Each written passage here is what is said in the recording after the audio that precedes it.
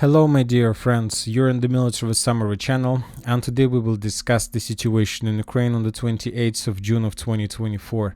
Today we have a lot of very interesting updates, so let's start. And once again, the most important events that took place during the previous day and the previous night was the debates between the former President of the United States of America, Donald Trump, and the current President of the United States, Joe Biden.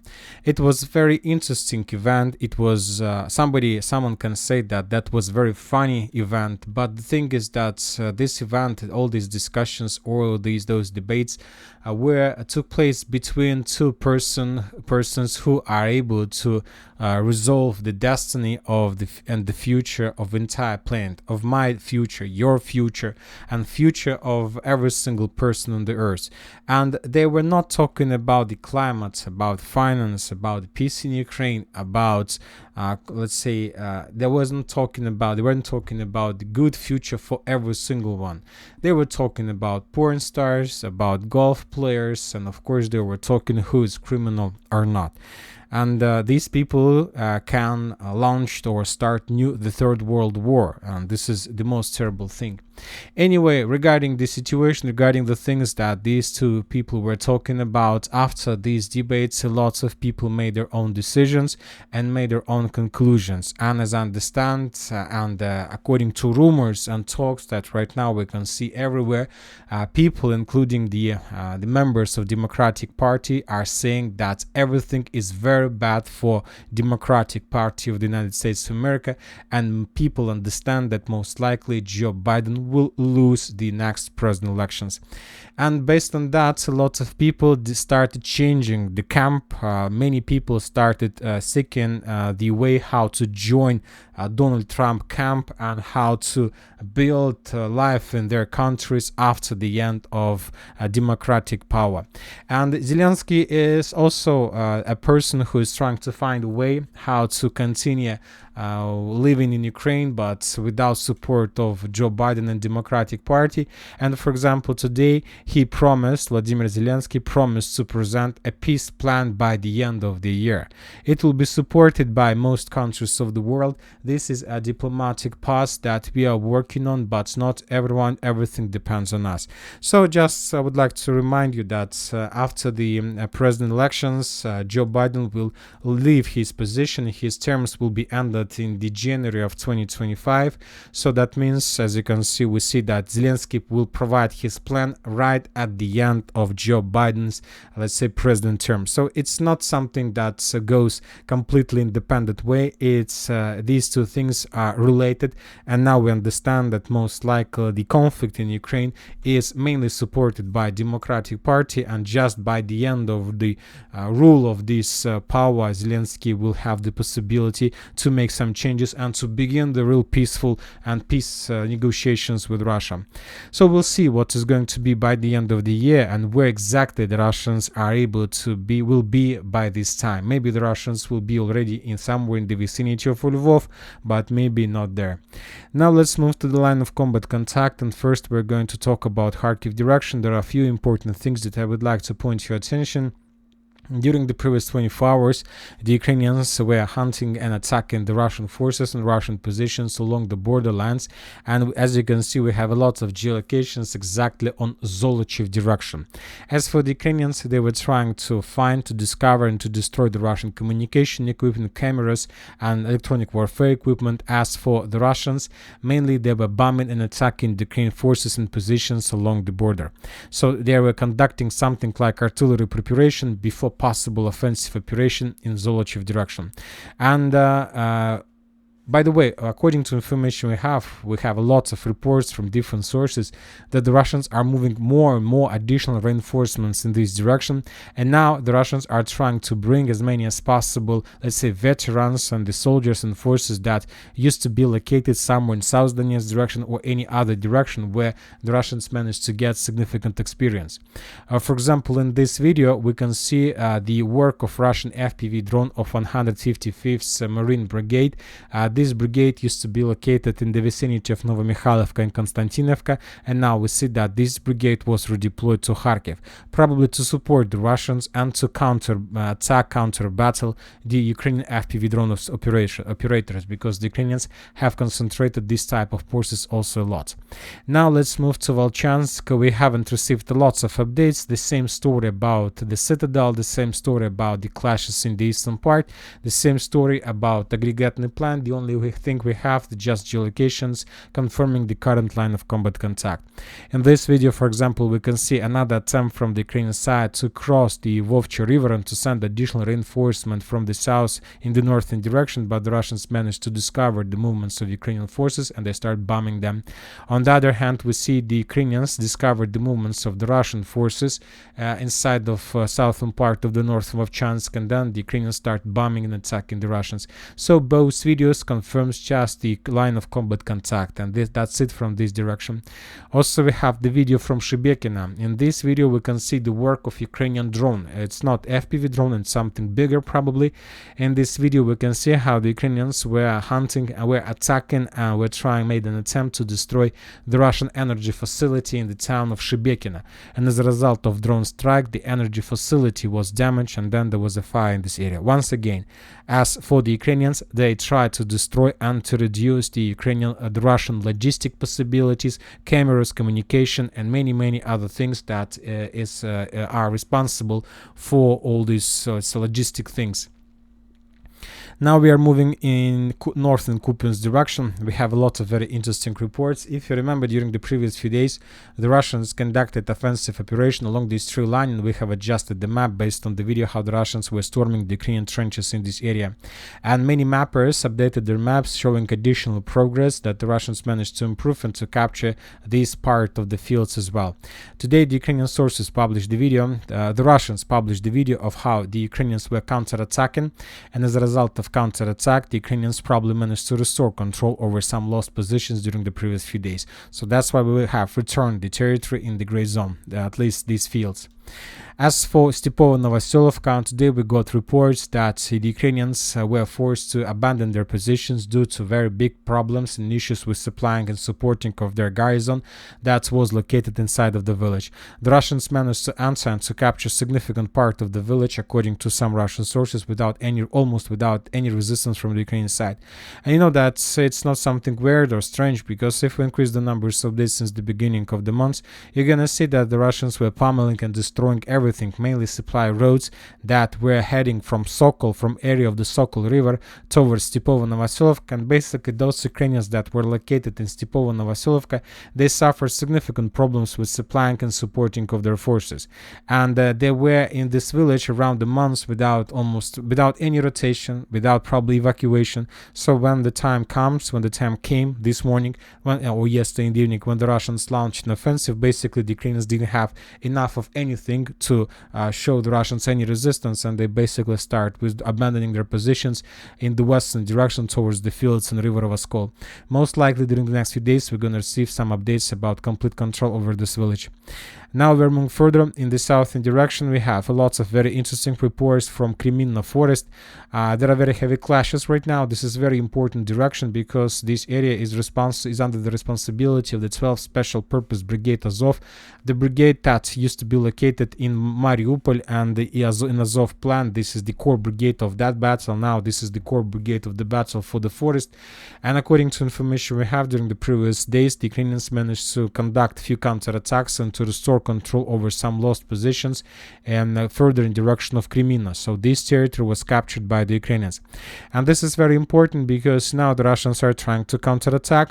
And as you can see, all these things, all these events, we start receiving on the background of updates when the Ukrainians of Azov Brigade made some claims, some paper to Zelensky about the head of the general of this direction, and after that he was dismissed, and now we see some changes on the ground. So it's somehow all these things are related, but for now I don't understand what is the connection.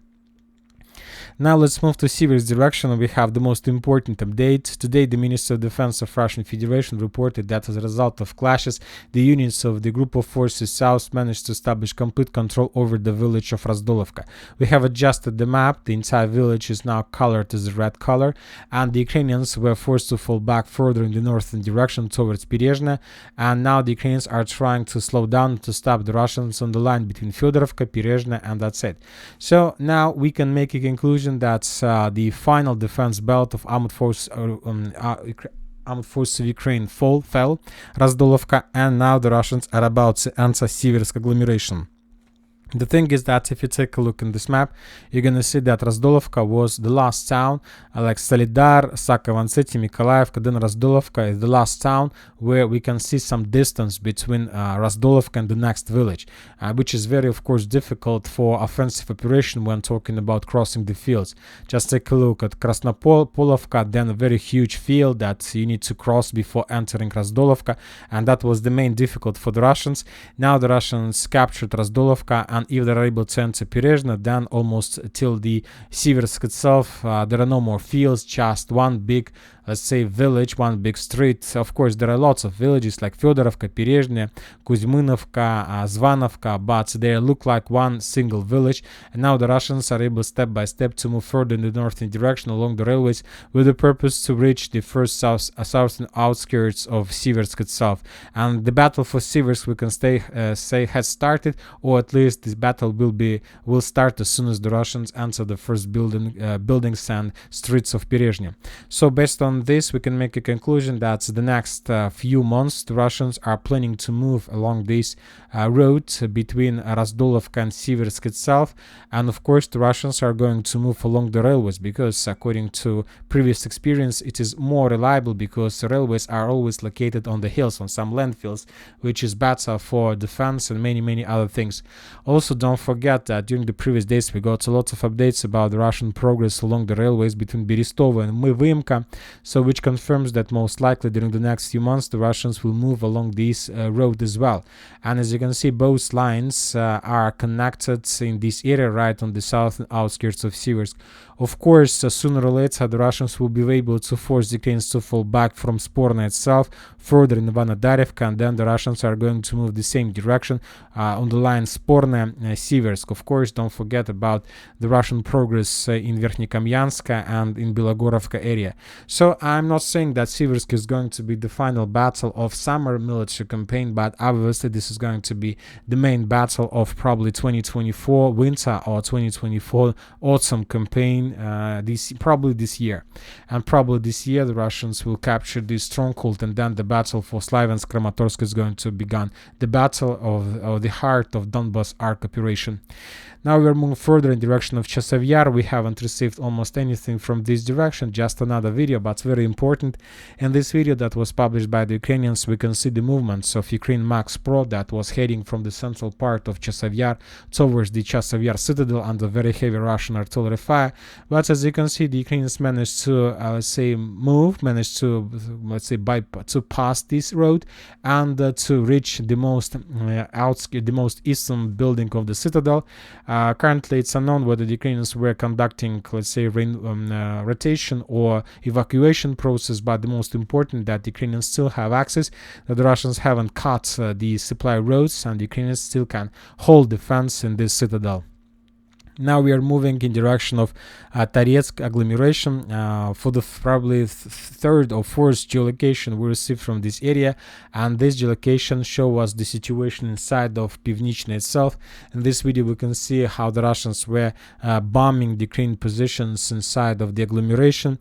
Probably this is the beginning, this is the artillery preparation before another attempt to storm the Ukrainian positions. Maybe during the next few days we're going to receive additional updates about additional Russian progress along the streets of Pivnichne. As for the western Avdiivka direction, during the previous 24 hours, we got significant number of geolocations, as you can see. This is the real. This is really symmetry for the Western equipment and the Western weapon. Just take a look at the number of geolocations with attack on, let's say, Ukrainian Bradleys, tanks, and many other equipment. For example, in this video we can see how the Russians managed to discover and to destroy the Ukrainian Bradley that was returning from the line of combat contact as a result of 2 FPV drone strikes. Probably Bradley was pretty damaged and maybe even destroyed. In this video we can see another Bradley vehicle, armored vehicle, heading from one side of the front line to another, or even was working along this road on Russian positions, but was damaged probably and destroyed. In this video we can see another, maybe all these videos are about the same Bradley, I can't tell you for sure, but we see that the Russians are hunting them and trying to destroy them. And this is, for example, the one of the most important difference between Russian FPV drone operators and Ukrainian. As for the Russians, they are trying to destroy as many as possible vehicles. If they can do that, they do this. But the Ukrainians are trying to waste their FPV drones basically on the Russian vehicle or Russian infantry. So this is the main difference, that Ukrainians are trying to attack Russian manpower, and the Russians are trying to destroy the Ukrainian armored vehicles. Maybe this situation is connected with, first of all, with rewards, because if you are able, when you are serving in Russian army, if you have possibility to destroy the Western weapon production, then you're gonna receive a very big reward. So maybe this is the reason why the Russians are hunting mainly armored vehicles, Leopards, or mainly of the Western production. Anyway, significant number of destroyed vehicles, and we also have some adjustments on map. The Ukrainian sources published the video of how they were FPV droning the Russians in the most northeastern western part of Novoalexandrovka. The forces of Ukraine 110th Brigade were attacking the Russian forces, which confirms the Russians' presence there, and that's Novoalexandrovka is already under complete Russian control. Most likely during the next few days, the Russians will report about complete control over the territory. The clashes in Sokol are continued, but as for geolocations, today we got a lot of videos confirming that the Russians are already here. There are still very heavy clashes. We still haven't received confirmations from the stronghold in the northern part and from the village in the western part, but today we got geolocations confirming the Russian presence in the intersections of these roads. So there is a progress, very small, but there is a progress.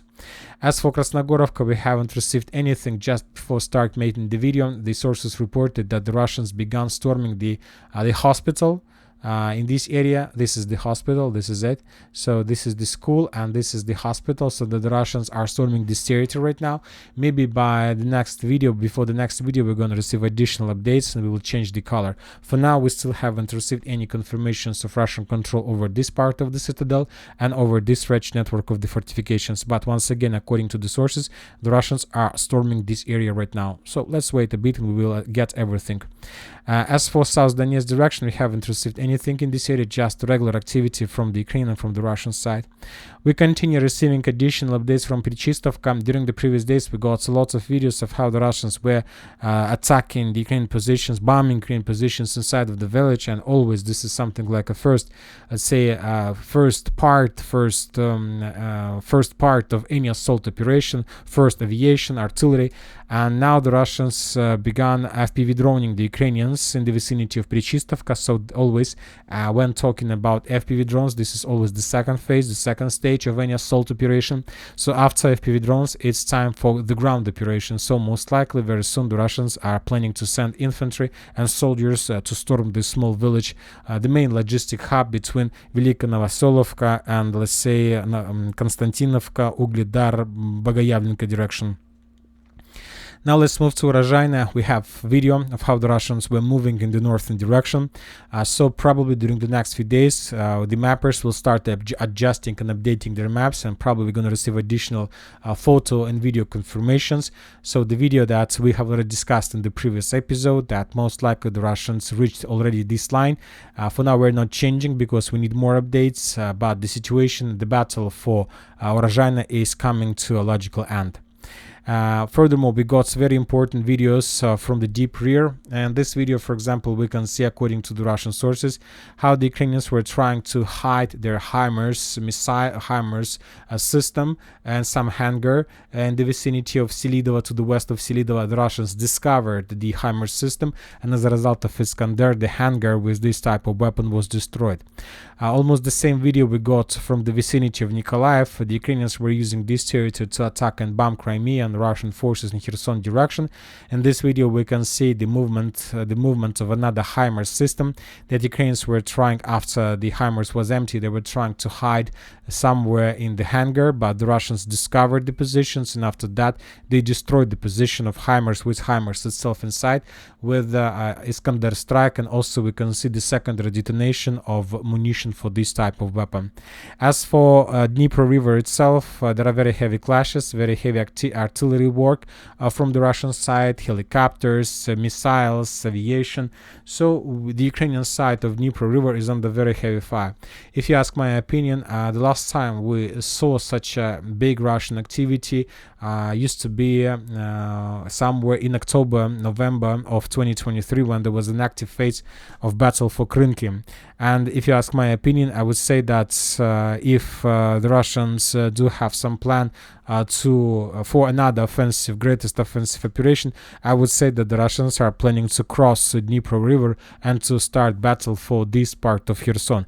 And if you ask my opinion where exactly the Russians are planning to do this, I believe that the Russians are planning to land their infantry somewhere in the vicinity of Kyzomys, because this territory, we have a lot of geolocations exactly from this area. Maybe there is a concentration of Ukrainian forces that Ukrainians are planning to use for some operation in this area. Difficult to understand.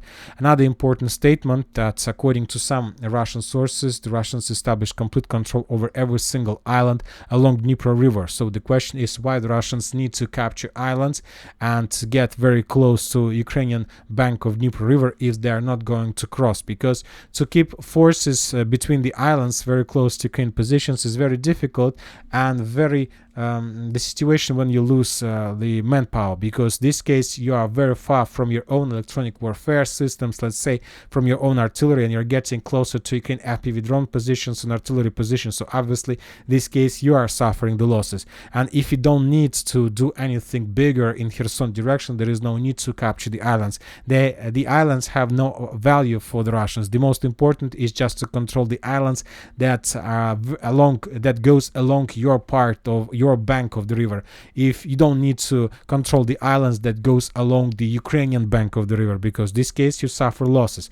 But for some reasons the Russians have answered these islands as well, and once again probably they do have some plans, or at least they try to force the Ukrainians to think like this and to force them to send additional reinforcements in the Kherson direction, which will allow the Russians maybe to renew their attempts to attack in Kharkiv or maybe even in Sumy. And that's it for today. Military Summary channel reminds we condemn any violence in the world. Thank you for watching. Subscribe to my channel, put your likes, join my Patreon, and have a good day. Bye bye.